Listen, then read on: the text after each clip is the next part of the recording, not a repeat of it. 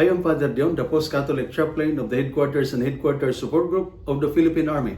And this is Salita ng Diyos, ang ating gabay.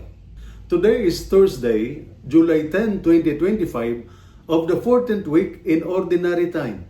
Today's scriptural reading, both the first reading and the Gospel reading, reminds us of the importance of faith and forgiveness. Life will always have tough times, stress, worries, and sometimes even betrayal or loss. Faith in God gives us strength to keep going. Forgiveness helps us let go of anger and resentment, which can weigh us down emotionally and mentally.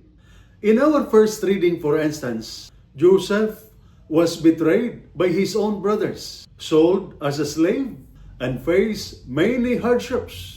But Joseph trusted God's plan. When he finally saw his brothers again, he chose to forgive them. That forgiveness freed him from bitterness. It shows us that even when things are difficult, trusting God and forgiving others can bring peace to our hearts. In the Gospel reading, Jesus tells us to trust that God will provide for our needs. When we serve others with kindness and humility, we are doing what Jesus asks. It helps us focus on what we can do to bring peace and healing, instead of just worrying about ourselves. Therefore, no matter how hard life gets, hold on to your faith.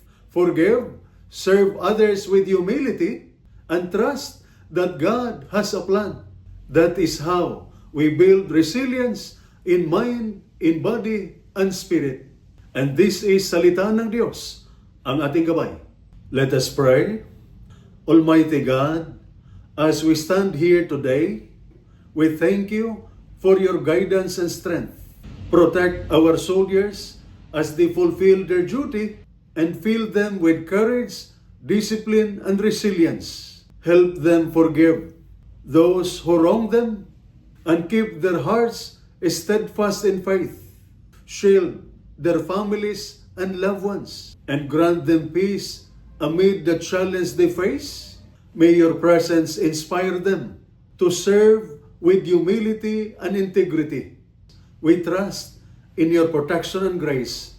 Amen. And may the Almighty God bless you and your family, the Father, the Son, and the Holy Spirit. Amen.